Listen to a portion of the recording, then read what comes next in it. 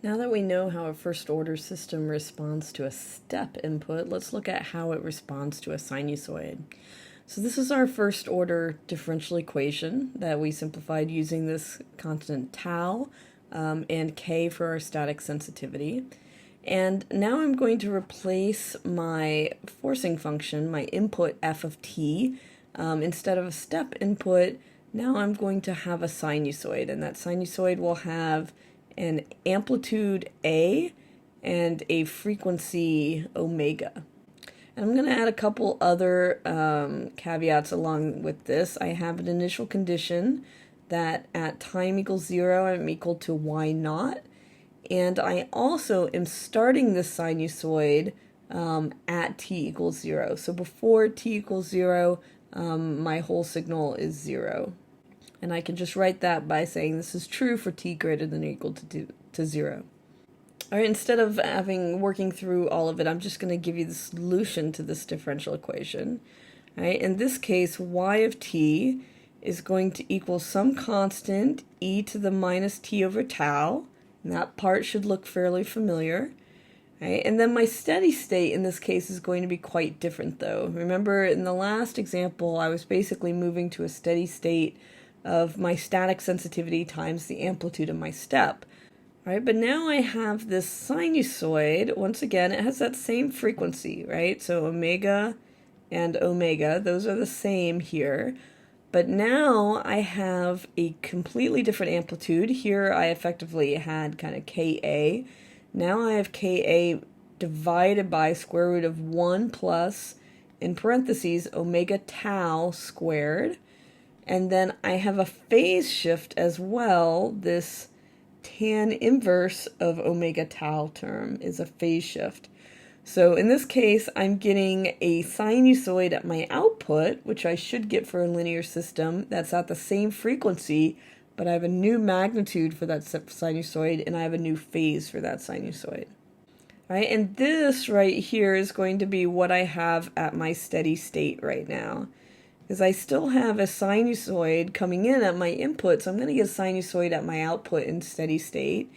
And this exponential term here is going to be my transient. Right? A lot like that exponential term was the transient for the step response as well. Right? And I should add here that this, C term, it's a little harder to use the initial conditions to back out exactly what this is, because it's also going to be dependent on this phase here. But this is basically dependent on the initial condition. Okay, and I'm going to rewrite this though, because I have this Ka divided by 1 plus, this is basically a new amplitude, and this is a new phase, so I'm going to write this a little bit differently. I'm going to use this term here, effectively a 1 divided by square root of 1 plus omega tau squared, square root of that. I'm going to call that the magnitude at frequency omega. And the same thing right here for the phase. I'm going to call this term right here, this tangent term, I'm going to call that my new phase at frequency omega, right? Both of these are dependent on omega and, of course, the tau from the original differential equation, that time constant. But the magnitude term here is also dependent on that frequency. So I can rewrite those as my magnitude is this 1 over square root of 1 plus omega tau squared term, and my phase is the negative, actually I should include that negative right there. My phase is the negative inverse tangent of omega tau. Alright, so rewriting what my output is here, I still have this transient, e to the minus t over tau, and now my amplitude is also multiplied by this magnitude as a function of frequency term. I still have my sinusoid at that original frequency omega, and now this is also plus phi, my phase shift as a function of frequency term. Right? So these are the two new terms that I've introduced here. And these are going to be dependent on the frequency of the sinusoid that I'm inputting into my system. Right? It might be different for 1 hertz and it might be different for 10,000 hertz. And I'm going to give these a name. I'm going to call this one right here, this m as a function of omega, my magnitude ratio, and the phi is a function of omega as my phase shift. All right? And the key thing that we're going to go over in the next couple slides is that I can basically describe how my system, my sensor, is going to respond to any sinusoidal input by defining this magnitude ratio and this phase ratio, or phase shift, at each frequency omega. Let's start with magnitude ratio, and I'm going to rewrite how I'm defining that. All right, so my magnitude ratio as a function of omega is 1 over square root of 1 plus omega tau squared. Okay, and I want to get a graphical sense as to how this magnitude is changing with different frequencies, with different omega inputs to my sensor system. All right, and so I'm going to look at my magnitude ratio, what my m of omega is based on frequency, and I'm putting that frequency in terms of tau, obviously, because it's multiplied by tau here. All right, so let's start when I'm well below, so when this omega tau term is much less than 1. Right, so when omega tau is a lot less than 1, then I can basically write my m of omega as 1 over the square root of 1, right? Because this term is negligible in comparison to this 1 term here, right? So this is obviously 1, right? But now I'm going to throw a wrench into the works and say that I often am thinking about magnitude ratio in terms of decibels, right? And so decibels, if I'm looking at m in dB, then this is 20 log base 10 of 1, which in this case is 0 dB. All right, so as long as I'm a lot less than omega tau is 1, and I can rewrite this as effectively saying omega is a lot less than 1 over tau, right? These two things are equivalent. And so if I'm down here on the frequency part of my curve, I'm saying I'm at 0 dB. So all the way kind of up to here, let's go up to at least, 1/10 of 1 over tau, then I'm at 0 dB. Okay, now let's look at the point where omega tau actually equals 1, or I could also write that as omega is equal to 1 over tau. All right, and at this point, my m of omega is going to be 1 over the square root of 1 plus, omega in this case is 1 over tau times tau, which is 1, so 1 plus 1 squared. So this is just 1 over square root of 2. And if I write that in dB, so my dB, I'll have 20 log base 10 of 1 over square root of 2, and this is going to be minus 3 dB. So at this 1 over tau frequency, I'm going to be at minus 3 dB right here. And then finally, at omega tau is a lot greater than 1, or same thing as writing omega is a lot bigger than 1 over tau. I'm effectively in a high frequency regime. Then my m of omega is going to be, effectively this one term is going to be tiny in comparison to whatever omega tau is. So I'm going to be at 1 over the square root of omega tau squared, or effectively at 1 over omega tau. Right, so if I write this in dB, then I'm at 20 log of base 10 of 1 over omega tau, or I could write that as minus 20 log base 10 of omega tau. Right, and at this point I can start plugging in different omegas. So if I'm at omega is 10 over tau, right? So I'd plug in a 10 over tau here. I'd be taking the log base 10 of just 10, so that would give me 1, so I'd be at minus 20 dB here. Right? At 100 over tau, log base 10 of 100 would be 2, so I'd be at minus 40 dB here. And 1,000, I'd be at minus 60 dB. So what you can see here, what this is effectively telling me, is that I'm rolling off here with a slope of minus 20 dB per decade. Right? So I'm dropping 20 dB every time I go up a factor of 10 in frequency. And so if I look at my total plot here, my magnitude ratio plot, I'm effectively at 0 dB. I start getting a little bit of a dip here at this 1 over tau, and then I'm rolling off at this minus 20 dB per decade. So if I went up to 10,000 over tau, I'd be at minus 80 dB, for example. Right? Another way to write this is if I want to do kind of a piecewise fit, is the way we standardly do this. So I'm basically at 0 up to 1 over tau, and then I'm dropping off at this minus 20 dB per decade after this. The yellow line is in what's actually happening. I have this minus 3 dB drop at 1 over tau. The red line is our kind of approximation of what's going on. All right, so what this does is it gives me a graphical depiction of what's happening with that magnitude ratio as I sweep through the various frequencies of sinusoids that I could input into my system. If I'm looking at low frequency sinusoids, I'm basically not changing the amplitude much at all. But at higher frequencies, when I'm over this 1 over tau, right, this is where the time constant comes into this system when I have a sinusoidal input. When I'm at a high frequency relative to 1 over tau, then that magnitude of my amplitude of my output is severely attenuated, right? So minus 20 dB effectively corresponds to 1/10, right? So at this point, at minus 20 dB, I'm at only 1/10 of the amplitude at my output as I had in my input signal, in my input sinusoid, right? I'm also multiplying by that static sensitivity, but that A term, right, that AM in this case, is 1/10 of what it was. At 100 over tau, when I'm at minus 40 dB, I'm at 1/100th of what I was, right? So this is why these things start to get negligible at high frequencies. It's effectively a low-pass filter. All right, so let's do a quick example of this. So in this case, I have a temperature in whatever system it is I'm trying to measure.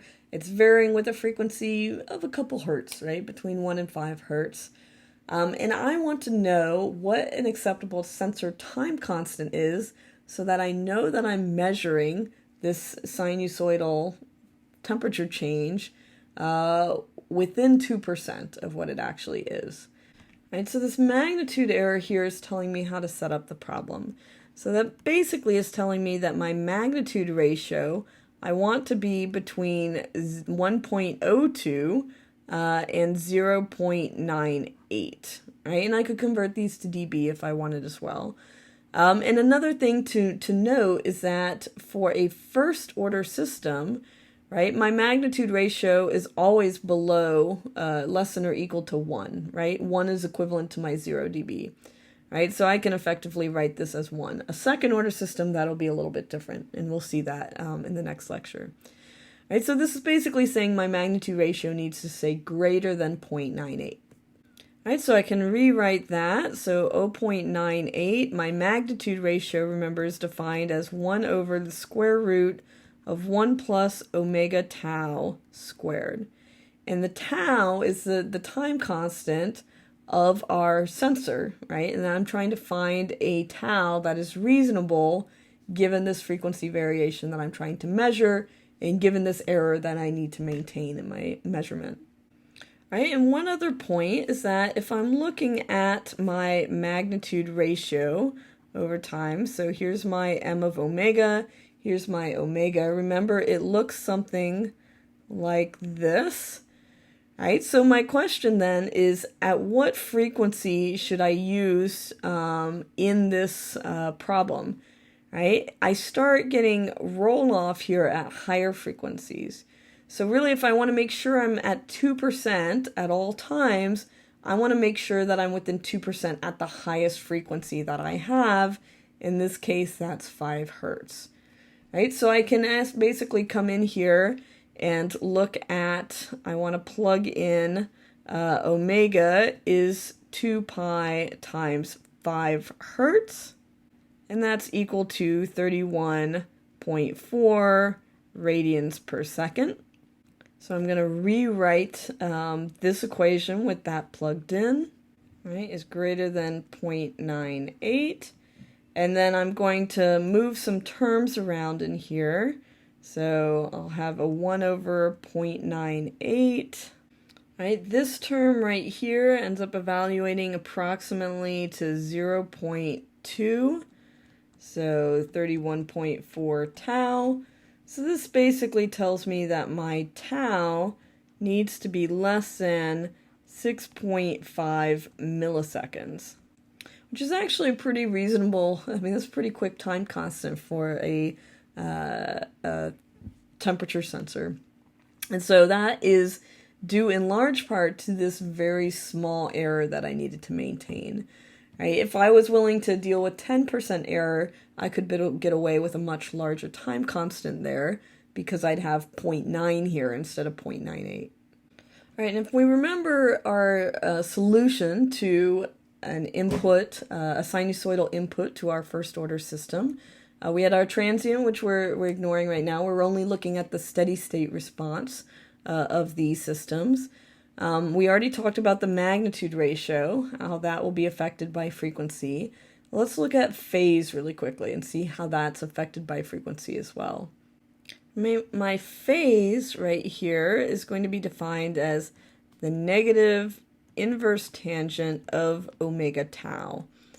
And so I can use that and graphically depict how my phase shift is going to change with frequency, the same way I did looking at how my magnitude ratio is going to change with frequency.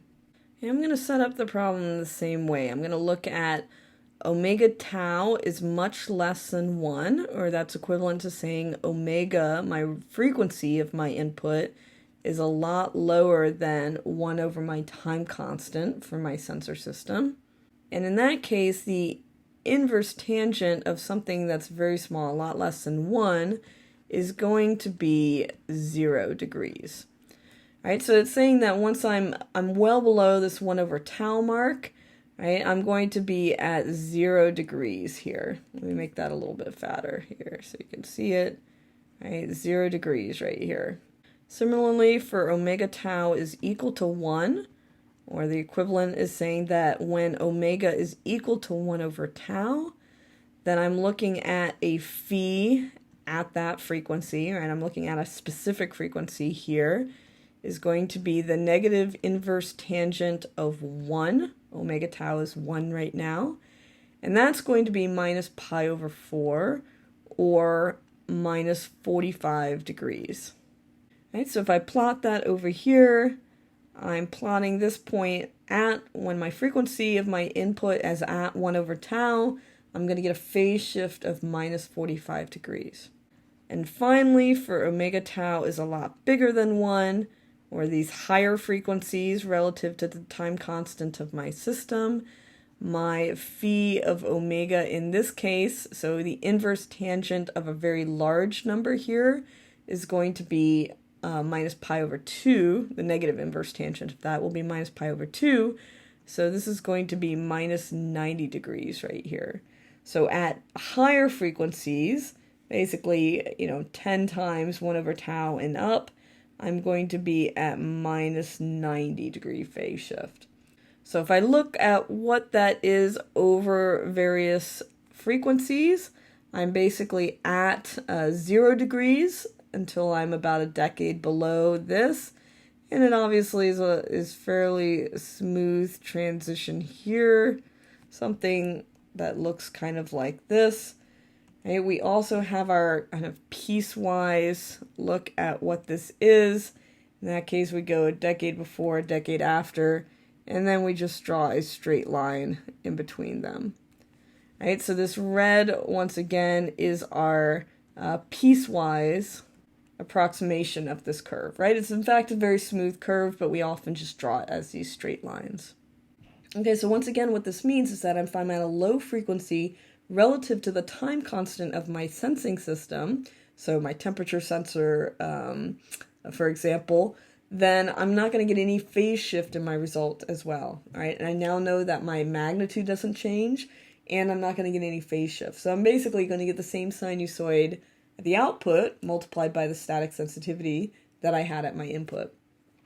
At higher frequencies, I'm going to have a full minus 90 degree phase shift, right? And I also am attenuating that magnitude quite a bit as well. So my amplitude is very small and my sinusoid is phase shifted at the output for these first order systems.